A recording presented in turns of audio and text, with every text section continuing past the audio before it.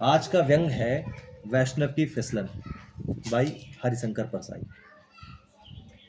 वैष्णव करोड़पति है, भगवान विष्णु का मंदिर, जायदाद लगी है, भगवान सूदखोरी करते हैं, ब्याज से कर्ज देते हैं। वैष्णव 2 घंटे भगवान विष्णु की पूजा करता है, फिर गादी तकिए वाली बैठक में आकर धर्म को धंधे से जोड़ता है। धर्म धंधे से जुड़ जाए, इसी को योग कहते हैं। कर्ज लेने वाले आते हैं, विष्णु भगवान का वो मुनीम हो जाता है, कर्ज लेने वाले से दस्तावेज लिखवाता है।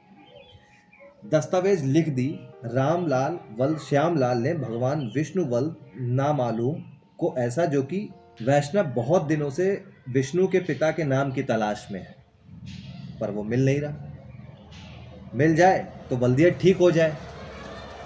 वैष्णव के नंबर 2 का बहुत पैसा हो गया, कई एजेंसियां ले रखी हैं, स्टॉकिस्ट्स हैं, जब चाहे माल दबाकर ब्लैक करने लगता है। मगर 2 घंटे पूजा में कभी नागा नहीं करता, सब प्रभु की कृपा से हो रहा है।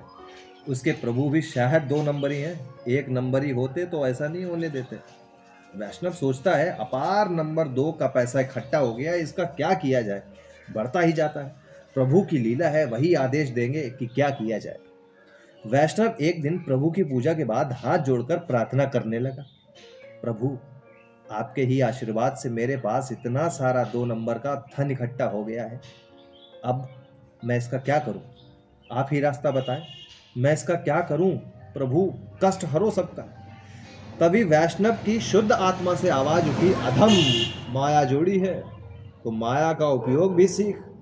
तू एक बड़ा होटल खोल, आजकल होटल बहुत चल रहे हैं।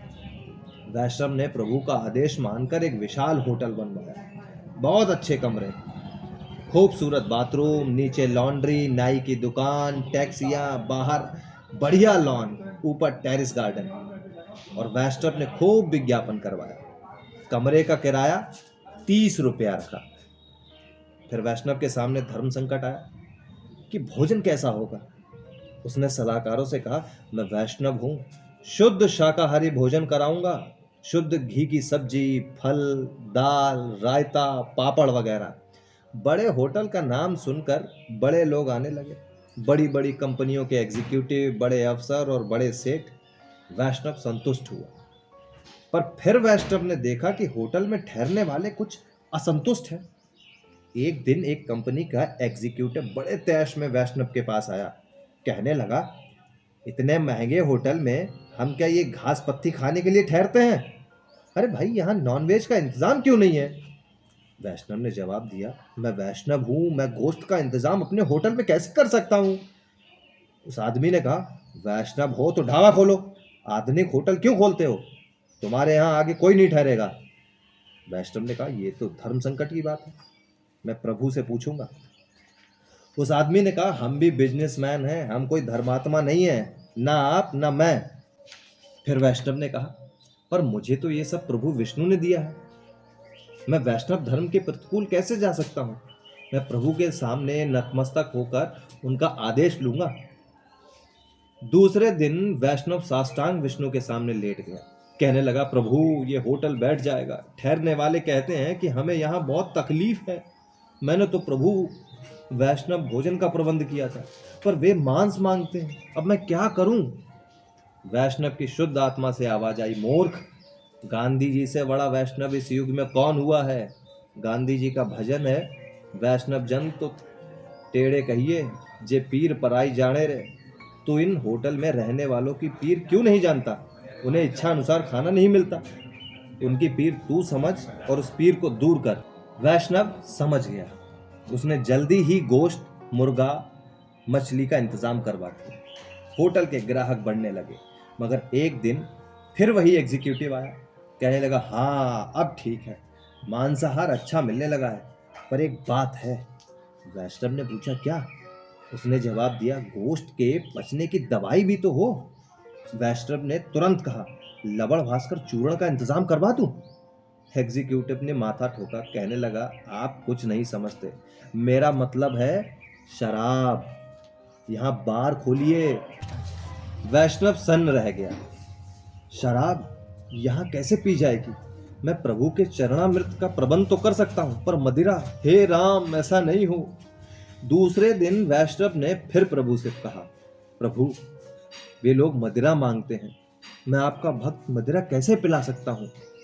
वैष्णव की पवित्र आत्मा से आवाज आई, मूर्ख, तू क्या होटल बिठाना चाहता है? देवता सोमरस पीते थे, वही सोमरस ये मदिरा है।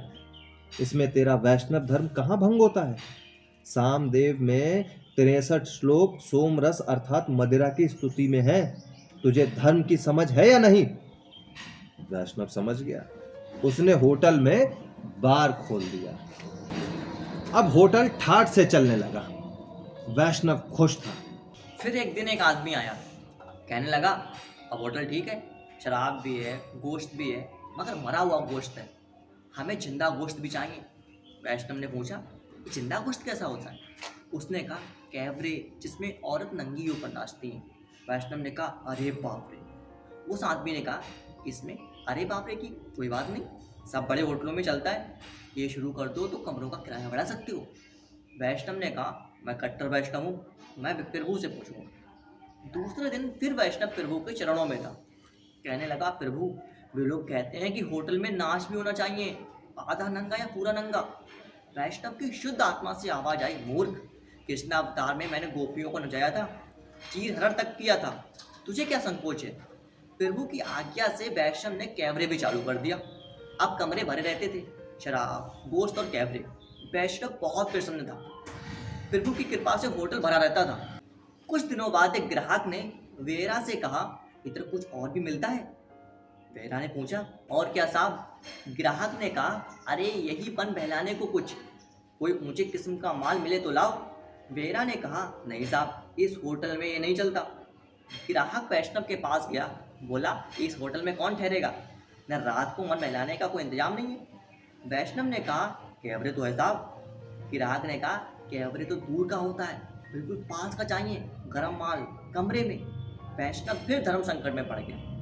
दूसरे दिन वैष्णव फिर प्रभु की सेवा में गया, प्रार्थना की, कृपा निधान। ग्राहक लोग नारी मांगते हैं, पाप की खान।